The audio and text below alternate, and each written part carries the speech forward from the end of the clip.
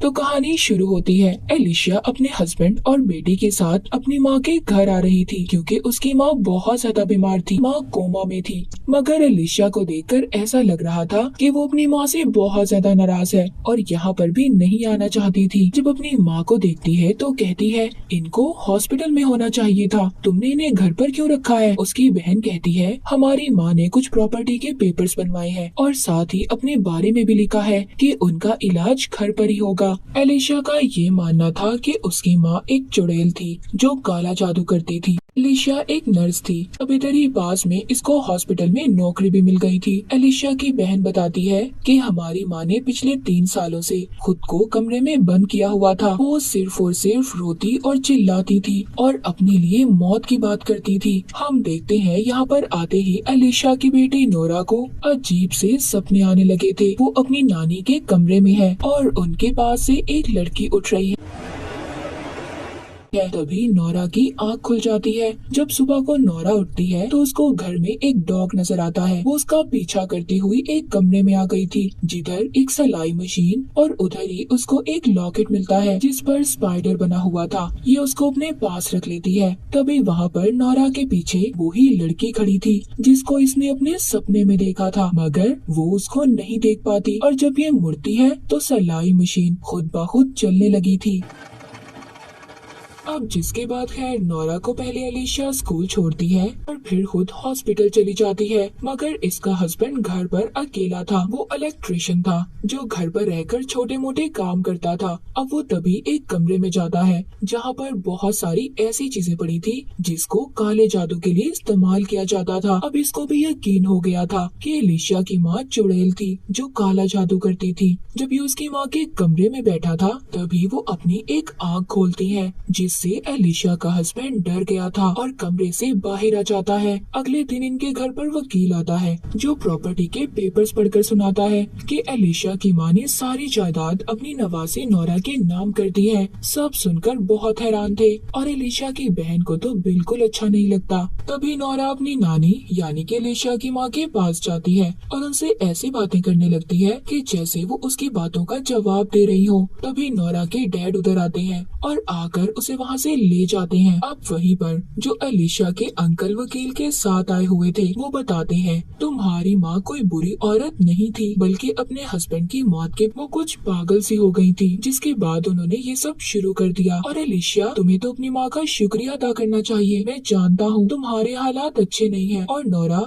जो अब जायदाद की वारिस बन चुकी है तुम्हारी बहुत मदद होगी। आखिरकार वो तुम्हारी बेटी है। मगर एलिशा की बहन को तो बहुत गुस्सा आ रहा था क्योंकि उसकी माँ ने उसके लिए कुछ नहीं छोड़ा था और गुस्से में यहाँ से चली जाती है। दूसरी तरफ नोरा अपने बाल काटकर उसे लॉकेट में रख लेती है। सुबह को ये जब स्कूल जाती है तो इसे वहाँ पर वही लड़की मिलती है जिसको इसने अपने सपने में देखा था। अब वो लड़की न जाने कहाँ से आई थी। ये उस लड़की से बातें करने लगती है क्योंकि स्कूल में इसका कोई दोस्त नहीं था। घर पर एलिशा की बहन उससे कल के लिए माफी मांगती है। तभी उन दोनों को चीखने की आवाज आती है जो नोरा की थी। वो अपनी नानी यानी कि एलिशा की माँ के कमरे में थी। अब एलिशा जल्दी से कुल्हाड़ी लाती है और दरवाजे को खोलकर अंदर आती है जहाँ पर सब कुछ बिखरा हुआ था। नोरा पर उस कमरे में झूमर गिर जाता है जिस वजह से वो बेहोश हो गई थी। अब दोनों नोरा को दूसरे कमरे में लेकर जाती हैं। तो एलिशा की बहन को नोरा के पास से वही लॉकेट मिलता है जो उनकी माँ का था। अब ये एलिशा से कहती है, तुम प्लीज अपनी बेटी पर नजर रखो। मुझे लगता है हमारी माँ नोरा को उसी शीशे के सामने लेकर जाना चाहती है। मगर एलिशा को कुछ याद नहीं था। अब उसकी बहन उसको याद करवाती है। कहती है, बचपन में जब उस रात हमारा कजन भी हमारे साथ था और उस रात वो मुझे और हमारे कजन को शीशे के सामने ले गई थी, तभी हम बूढ़े लगने लगे थे।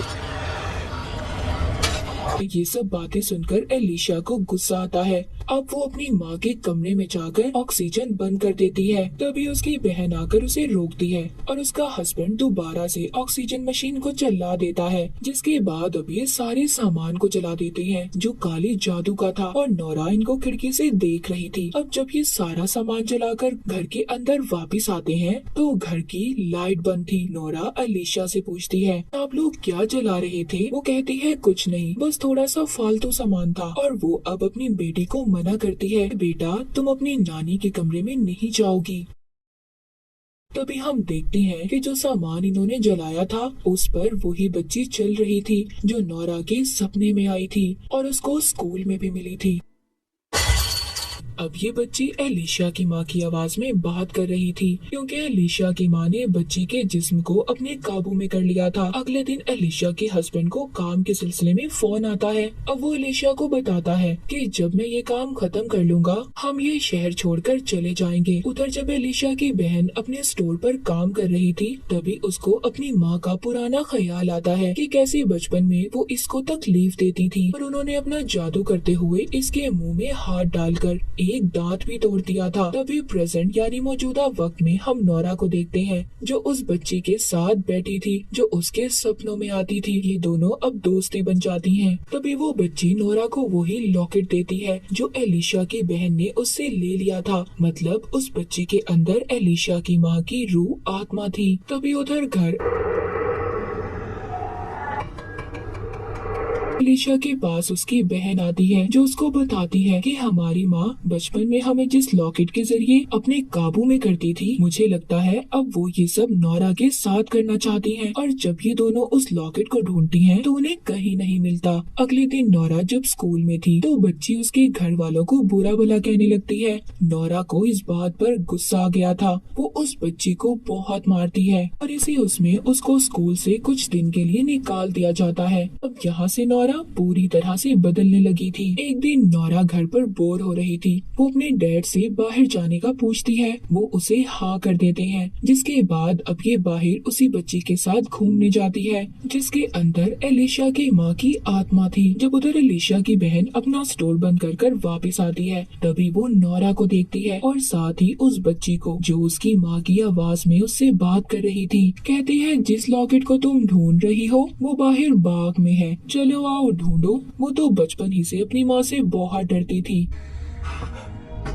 इसीलिए उनकी बात मान लेती है। अब जब ये बहुत बड़ा गड्ढा खोद लेती है तो नोरा उसे लॉकेट दिखाकर पूछती है क्या आप इसे ढूंढ रही हैं? अब एलिशा की बहन को बहुत गुस्सा आता है। वो जैसे ही उस बच्ची पर हमला करती है तभी नोरा खोदने वाला बेलचा उठाकर उसे मार देती है। लेकिन अब वो बच्ची एलिशा की माँ के रूप में बदल जाती है और अपनी बेटी को मार देती है और उसको उसी गड्ढे में दफना देती है। उधर एलिशा और उसका हस्बैंड नोरा के लिए परेशान थे। वो उसको ढूंढ रहे थे क्योंकि वो अभी तक घर नहीं गई थी। अब जब नोरा घर आ गई थी तभी वो एलिशा की माँ के कमरे में जाती है। उसके साथ दूसरी बच्ची भी थी जो एलिशा की माँ से कह रही थी नोरा अब सब करने के लिए तैयार है, मतलब उसको सिर्फ अपनी नानी की आंखों में देखना होगा। इधर नोरा थोड़ी सी डरी हुई थी क्योंकि उसने एलिशा की बहन को मार दिया था। इधर जैसे ही एलिशा की माँ अपनी आंखें खोलती है उधर बहुत ही खौफनाक किस्म का डीमन आ जाता है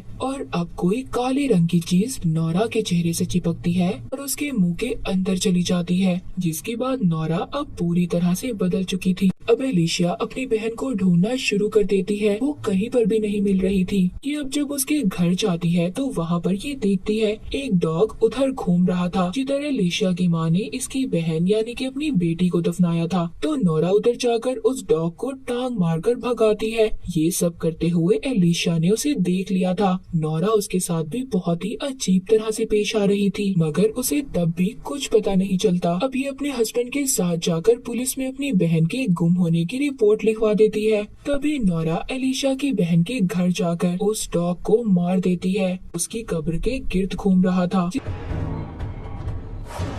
इसके बाद वो अपनी नानी के कमरे में आकर अलमारी खोलती है। खोलने के बाद उसको एक बॉक्स मिलता है जिसमें 3 लॉकेट थे। एक में दांत, दूसरे में नाखून और तीसरे में कटी हुई उंगली थी। नोरा वहाँ पर ऑक्सीजन को बंद कर देती है और कहती है अब मुझे ये जिस्म नहीं चाहिए। मतलब नोरा के अंदर एलिशा की माँ की आत्मा थी जिसने अपने जिस्म को छोड़कर नोरा को पूरी तरह अपने काबू में कर लिया था। वो जब चाहे आ सकती थी और जब चाहे जा सकती थी। उसे ये भी धमकी देती है कि अगर उसने इस बारे में किसी को बताया अच्छा नहीं होगा।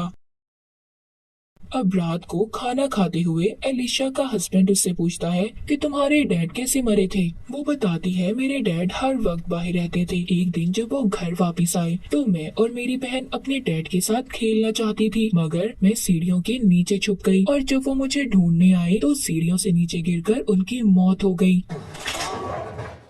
जिसकी वजह से मेरी माँ हमेशा मुझे और मेरी बहन को हमारे डैड की मौत का कसूरवार समझती थी। तभी नोरा कहती है कि तुम झूठ बोल रही हो। ये कहकर वो चली जाती है कि उसके अंदर तो एलिशा की माँ की आत्मा थी। नोरा के डैड जब ये देखते हैं तो वो अपनी बेटी का ऐसा रवैया देखकर कहते हैं, मुझे जल्द ही सब काम खत्म कर वापस जाना होगा। अब नोरा एलिशा की माँ के कमरे में जाती है और पूछती है कि आप एलिशा को मारने वाली हैं? वो कहती है, नहीं, मैं उसके हस्बैंड को मारूंगी ताकि वो सारी जिंदगी तड़पती रहे। ये सब बातें एलिशा ने भी सुन ली थी और अपने हस्बैंड को घर आने का कहती है, मगर वो फोन नहीं उठा रहा था। जब ये अपनी माँ के कमरे में जाकर देखती है तो उधर कोई भी नहीं था। इसको बेसमेंट से आवाज आती है। ये जब जाकर देखती है उधर इसकी माँ थी जो अचानक इसके सामने आ जाती है। तभी हम देखते हैं कि एलिशा का हस्बैंड भी आ चुका था। वो अपनी बेटी नोरा से पूछता है तो वो बताती है कि वो बेसमेंट में है।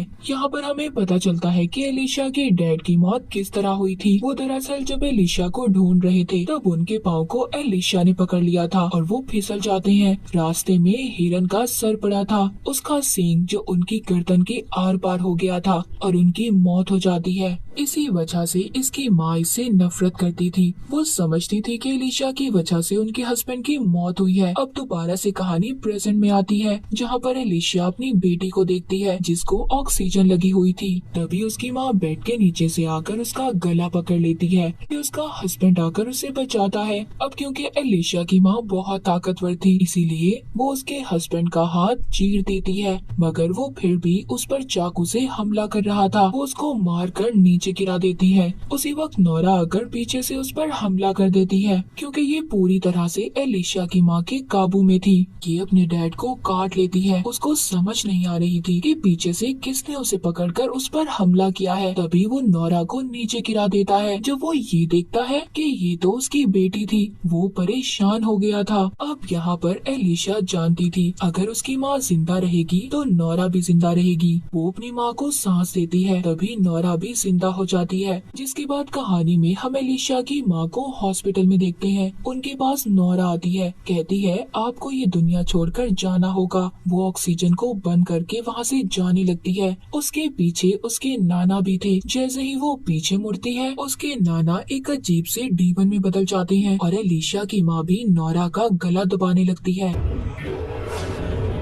तभी नोरा को होश आ जाती है। मतलब ये सब उसका एक सपना था। वो अपने माँ बाप से कहती है कि आप लोगों को मैं बहुत प्यार करती हूँ। इसके बाद हम गुमशुदा होने का पोस्टर देखते हैं जो एलिशा की बहन और उसी बच्ची का था जो नोरा के साथ होती थी। ये दोनों मर चुकी थी मगर इसके बारे में कोई नहीं जानता था। अब कहानी के आखिर में हम नोरा को देखते हैं जो एलिशा और अपने डैड के साथ घर वापस जा रही थी। तभी वो गाड़ी की सीट पर बैठकर कुछ खुरच रही थी। ऐसा ही एलिशा की माँ भी करती थी। मतलब अब भी उनकी आत्मा नोरा के अंदर थी। शायद एलिशा का कभी पीछा नहीं छोड़ेगी। कहानी के आखिर में हम जान पाते हैं कि एलिशा की माँ अपने हस्बैंड की मौत की जिम्मेदार अपनी बेटियों को समझती थी। वो एलिशा की इसलिए दुश्मन थी क्योंकि उसको ऐसा लगता था कि इसने अपने डैड को जानबूझकर मारा है, इसीलिए उसने काला जादू सीखा, एक डायन बन गई। इसी के साथ ये मूवी यहीं पर खत्म हो जाती है।